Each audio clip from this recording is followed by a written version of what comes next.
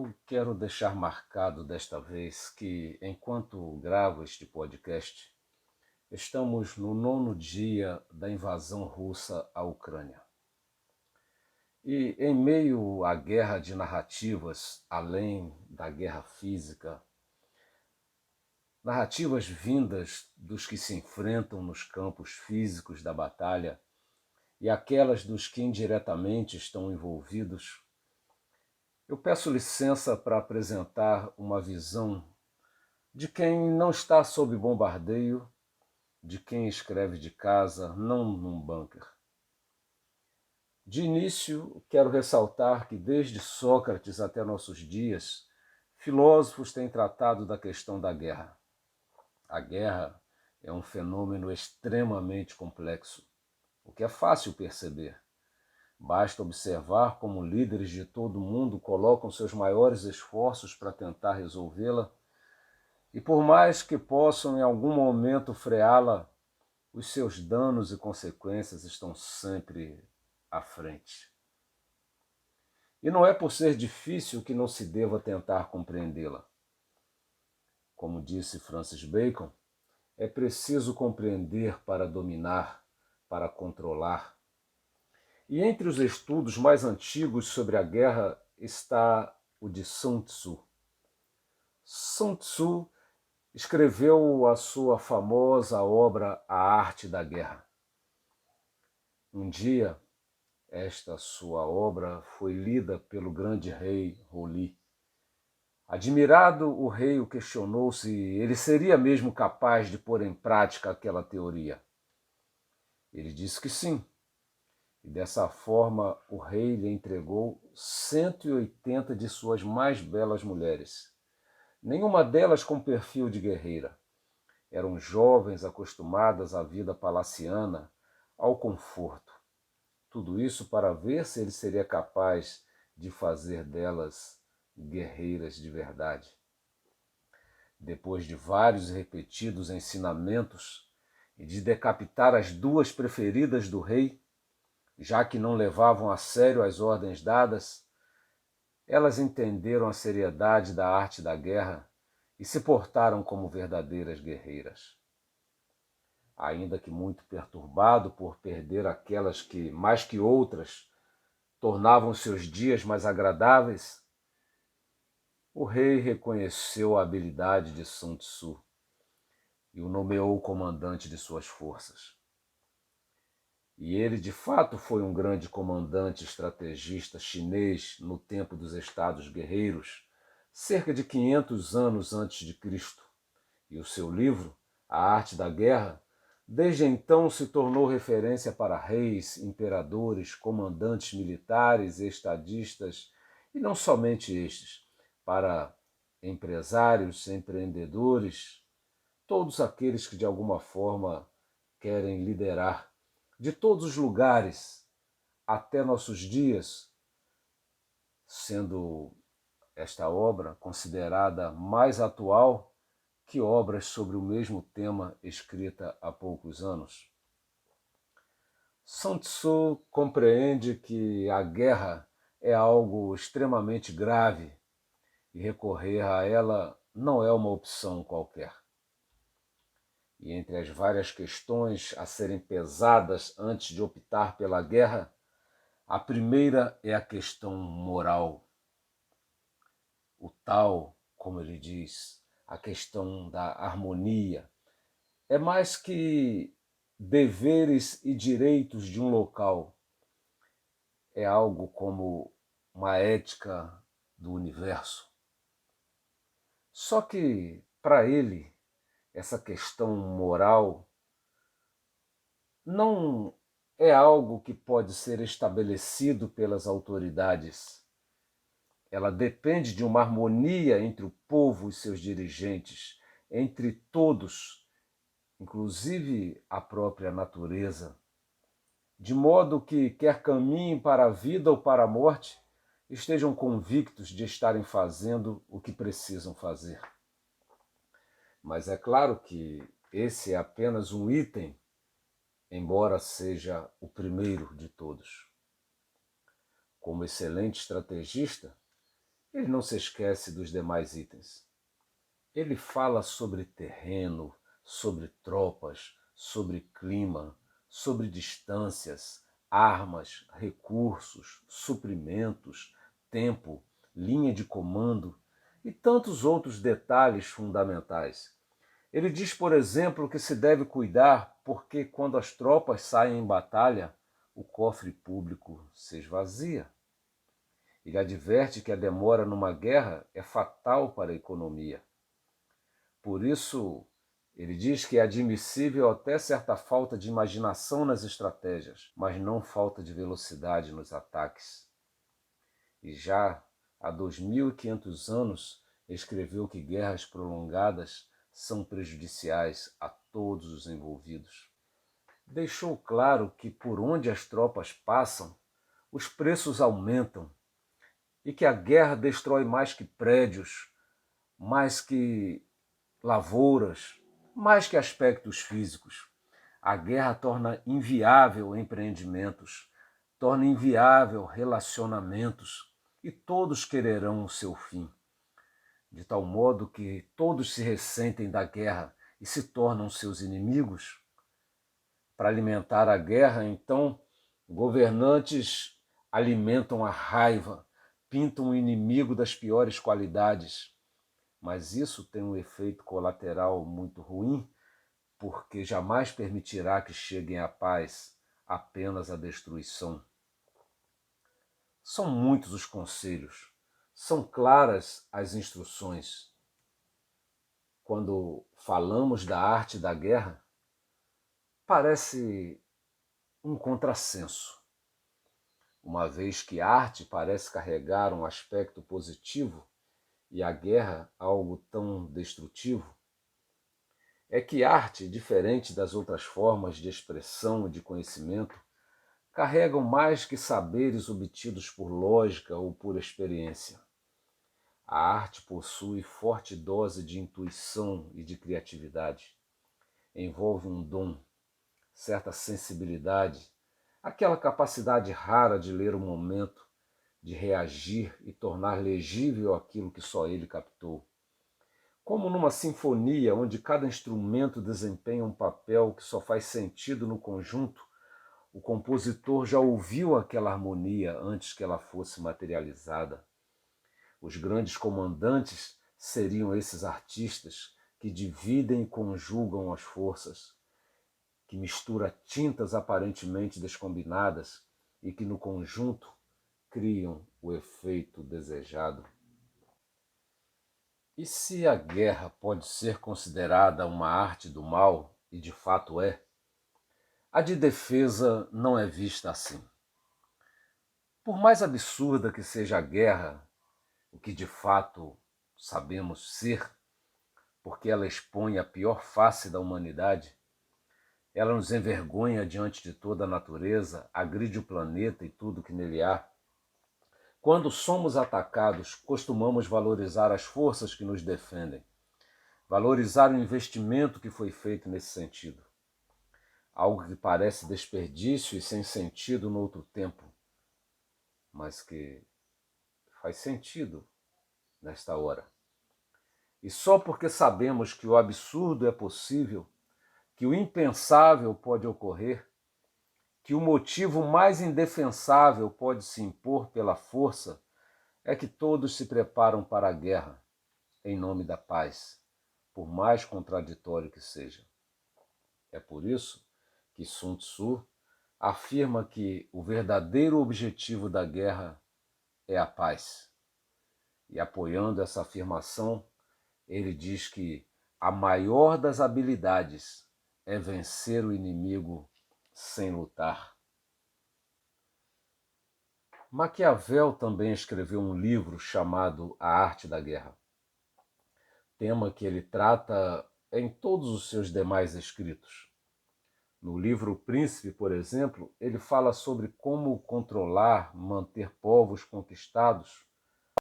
Em alguns casos, só as novas gerações, aquelas que só experimentaram o governo do ocupante, se submeterão.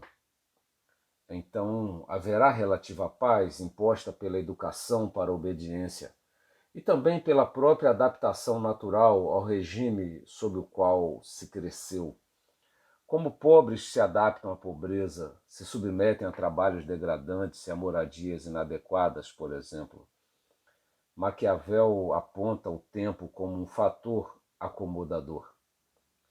Mas, como é de nosso interesse devido à questão que levantamos no início, do momento em que estamos vivendo hoje, o que se coloca é a questão de dominar sobre um povo acostumado a ser livre.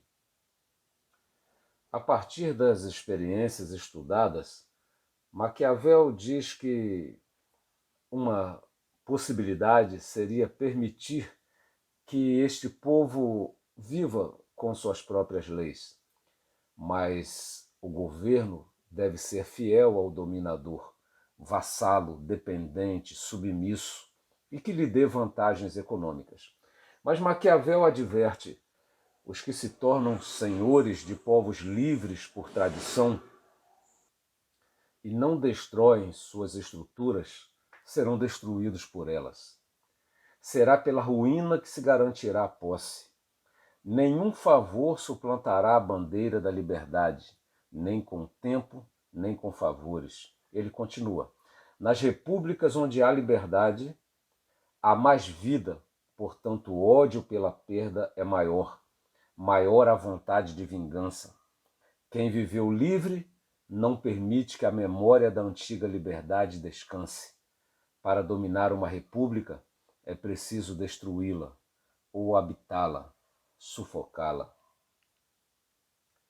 Essas análises feitas por grandes pensadores, filósofos de todos os tempos, de alguma maneira servem de base para o pensamento dos governantes dos tempos atuais. Mas, diferentemente do que se possa pensar, Maquiavel, por exemplo, não estava incentivando essa atitude. Estava apenas lendo a história, mostrando os fatos, dizendo que é assim que acontece. Isso nos dá uma pista de quais provavelmente serão os caminhos da guerra que hoje se trava. E quando nós falamos em guerra, as guerras mundiais nos vêm à mente, e nelas se destaca como ícone do absurdo Adolf Hitler. Em Mein Kampf, sua autobiografia, Hitler diz que as massas têm características femininas. Elas não reagem a nada que seja fraco. Ele diz que é como uma mulher que tem um desejo emocional indefinível de poder e que por essa razão ela prefere se submeter a um homem forte e não ao fraco, ainda que com certo desconforto. A massa também prefere quem se impõe, quem mostra poder, e não quem implora, não quem pondera. Se até hoje, como cita o jornalista e ex-editor da revista Veja, Eurípides Alcântara, historiadores, psicólogos e psiquiatras ainda discutem e provavelmente vão continuar debatendo para sempre o porquê de Hitler fazer o que fez, nós podemos inferir que o mesmo se dará em relação a Putin e a cada governo que dá início a uma guerra. E entre tantas questões que a guerra levanta, desde perguntas palpáveis como para onde ir ou como saciarei a sede imediata, até aquelas que atingem níveis planetários, a razão provocada pela guerra se volta desta vez para a relação entre indivíduo e história. E para início, parto do questionamento levantado por Walter Langer na obra A Mente de Hitler e do citado jornalista, autor de seu prefácio. A questão é se a história é feita por pessoas ou elas são meras transmissoras de energias que, de uma maneira ou de outra, fariam sentir sua força transformadora. Ele pergunta: basta tirar o homem da equação e o fenômeno deixaria de ocorrer? Se aquela pessoa não tivesse existido, ou se não estivesse lá naquele tempo, a história seria outra? Ou o oposto, mesmo subtraindo esse protagonista da cena, as rodas da história continuariam a girar na mesma direção, com o mesmo ímpeto? Outro alguém seria levado a fazer? Assumiria o posto? Entre tantos que não passam de palhas secas, combustíveis mal acondicionados prontos para serem incendiados, há aqueles que são tentados por essa condição. São piromaníacos, têm compulsão por incendiar, e ainda aqueles que têm o desvio da pirofilia, que sentem prazer, têm o fetiche do fogo, precisam se queimar para sentir prazer. Vale aqui lembrar o nome do jornal fundado por Lenin quando exilado, Iskra, faísca em russo. Evitando correr o risco de faltar aquele que deve fazer o serviço, Lenin, o grande líder da Revolução Russa, planejou cuidadosamente a formação de revolucionários profissionais, encarregados de fazerem a história acontecer, de produzirem a iskra, a faísca. Sua ideia era aproveitar o combustível social que se encontrava como que esperando a faísca. Uma série de fatores convergentes envolvendo aspectos econômicos, sociais, políticos, religiosos, históricos, étnicos, prontos para a combustão. Se os fatores criariam o homem que lideraria a ação, ou se o homem é que fazia a diferença, eis a questão. O que Cristo falou sobre a atuação de Judas Iscariotes é elucidativo nesse caso. Conforme registram Mateus, Marcos e Lucas, Cristo fez um comentário diante do próprio Judas poucas horas antes deste consumar sua traição. Ele diz que a traição que estava para ocorrer era algo determinado, tão previsível que fora prevista.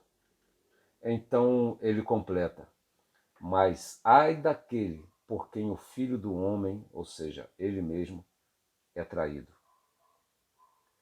E Mateus e Marcos descrevem ainda um complemento: melhor seria a este homem que nunca houvera nascido.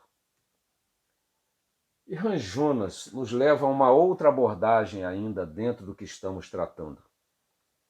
Para ele, se deixarmos os eventos seguirem seu curso sem interferirmos adequadamente, caminhamos para uma catástrofe apocalíptica. Não basta não fazer nada, uma vez que já estamos seguindo desenfreadamente nessa direção. Assim como há os que incorporam um momento fatídico para lhe acentuar a desgraça, espera-se, por outro lado, que haja quem entenda o momento e se oponha a seu curso, como fez Cristo, como fizeram homens como Francisco de Assis, Mahatma Gandhi, Martin Luther King Jr., Albert Schweitzer, Madre Teresa, Nelson Mandela, pessoas que se puseram entre a humanidade e a desgraça. As conjunturas podem pressionar a todos, mas ai dos que cedem às más influências, às tentações perversas, às forças desviantes do caminho reto. O rei sábio de Israel, o homem conhecido por sua sabedoria, que fez de Israel uma grande nação sem fazer uma guerra, Salomão, escreveu aos jovens dizendo que tomassem cuidado com o chamado da prostituta, com o chamado do vinho, com os conselhos dos insensatos, porque todos são tentados a errar, mas não precisam errar. Além daqueles que já erraram, quem mais teria ambições a tal ponto? Quem serão os próximos, tão frouxos moralmente? Quem seria o ponto fraco, o elo fraco? Quem seria aquele tubo mal soldado, a peça de qualidade inferior? Quem seria louco o suficiente ou mal o suficiente? Em meio a tantas peças em atrito, de qual partirá a iskra que desencadeará o incêndio? Quem será o próximo Judas? Seria melhor que não houvera nascido.